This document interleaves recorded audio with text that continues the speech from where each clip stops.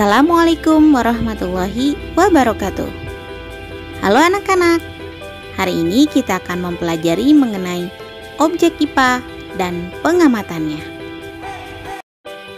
Subbab yang akan kita pelajari adalah mengenai pengamatan dan pengukuran. Silakan kalian perhatikan praktikum berikut.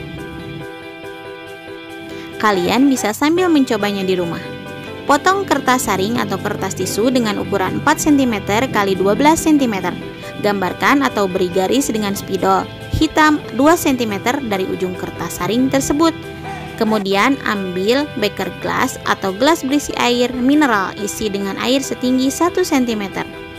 Kemudian perkirakanlah apa yang akan terjadi pada garis hitam tersebut setelah kertas saring atau kertas tisu dicelupkan beberapa saat ke dalam air.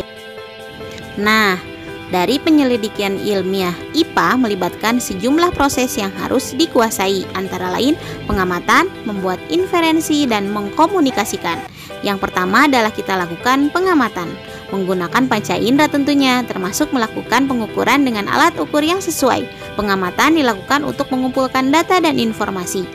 Yang kedua, membuat inferensi atau merumuskan penjelasan berdasarkan pengamatan. Penjelasan ini digunakan untuk menemukan pola-pola atau hubungan antar aspek yang diamati dan membuat perkiraannya.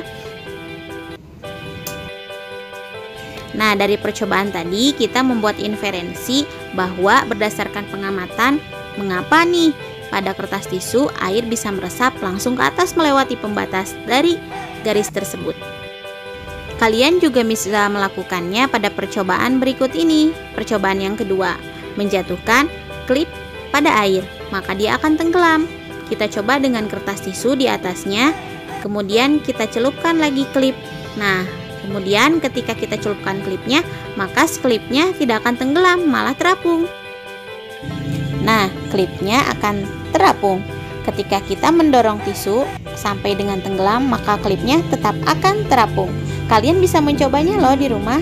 Kemudian yang terakhirnya adalah mengkomunikasikan hasil penyelidikan baik lisan maupun tulisan. Hal yang dikomunikasikan termasuk data yang disajikan dalam bentuk tabel, grafik, bagan, dan gambar yang relevan, sehingga kita bisa mengkomunikasikan hasil dari percobaan kita. Nah, pada kegiatan tadi atau percobaan yang kita lakukan tadi, kertas saring atau kertas tisu dengan garis penanda merupakan objek yang kamu amati. Apakah ilmuwan hanya mengamati kertas saring atau kertas tisu saja sebagai objeknya? Tentu saja tidak. Akan ada banyak yang akan digali. Perlu diketahui, pada saat ini penyelidikan tentang alam telah menghasilkan kumpulan pengetahuan yang demikian kompleks atau luas.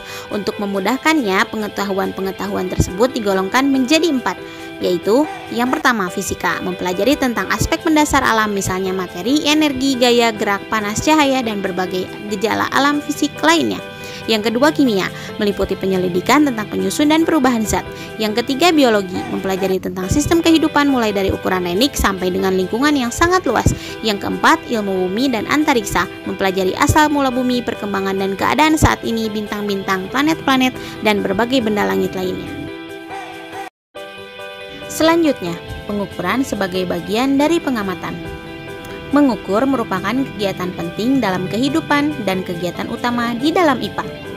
Contoh, kamu hendak mendeskripsikan suatu benda, misalnya mendeskripsikan dirimu, kemungkinan besar kamu akan menyertakan tinggi badan, umur, massa tubuh, dan lain-lain. Nah, tinggi badan, umur, dan massa tubuh merupakan sesuatu yang dapat kita ukur.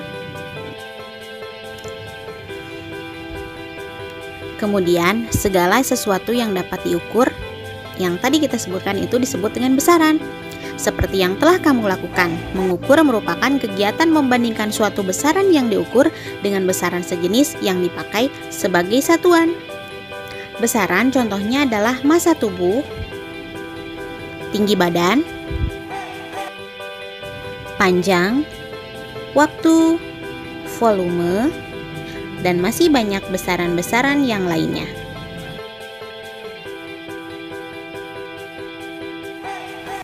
Tadi kita sudah menyimak mengenai besaran. Nah, pasti ada satuan. Satuan merupakan pembanding yang digunakan dalam pengukuran suatu besaran. Misalnya, kamu melakukan pengukuran panjang meja dengan jengkalmu. Dengan demikian, kamu harus membandingkan panjang meja dengan panjang jengkalmu. Jengkalmu digunakan sebagai satuan pengukuran. Misalnya, hasil pengukuran yaitu panjang meja sama dengan 6 jengkal. Satuan dibagi menjadi dua, yaitu satuan non-baku dan satuan baku.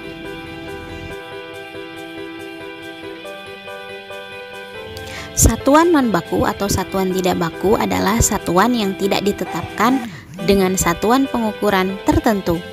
Contoh, mengukur menggunakan satuan tidak baku adalah kita bisa mengukur panjang suatu benda tanpa penggaris atau meteran. Nah, untuk panjang bisa mengukur dengan tangan, kemudian bisa mengukur juga dengan lengan, kemudian massa dengan mayam dan entik, dan luas menggunakan tumbak atau bahu. Tetapi ini menjadi berbeda-beda. Masalah yang timbul adalah ketika kita mengukur dengan menggunakan orang yang berbeda, maka hasilnya pun akan berbeda pula. Perhatikan video berikut. Misalnya untuk mengukur map ini ada 3 temanmu yang melakukan pengukuran panjang, tetapi dengan jengkal masing-masing. Hasilnya pun ada yang berbeda. Nah, itu disebut dengan satuan non-baku.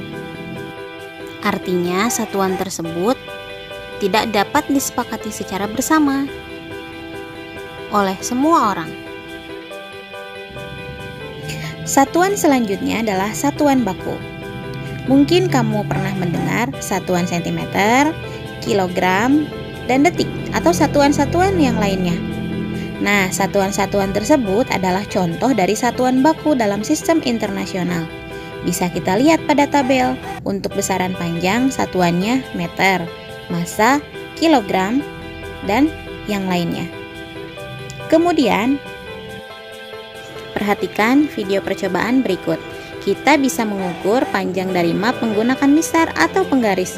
Tidak seperti yang kita gunakan sebelumnya menggunakan lengan, ini bisa menjadi satuan yang tetap atau satuan baku, sehingga terukur hasilnya panjang map berapa sentimeter. Perhatikan pada tabel, ini merupakan awalan satuan dalam satuan internasional dan kelipatannya. Nah, pada contoh ini adalah awalan kilo berarti 10 pangkat 3 atau 1000, maka kita tulisnya adalah 1 kilo sama dengan 1000. Kemudian yang kedua, 500 juta watt. 500 dikali 10 pangkat 6. 500 di depan angkanya lagi ada nolnya berjumlah 6. Berarti 500 kali 10 pangkat 6 watt. Nah, ketika kita melihat tabel sebelumnya, 10 pangkat 6 ini adalah mega. Sehingga hasilnya adalah sama dengan 500 megawatt. Sampai jumpa pada subbab selanjutnya.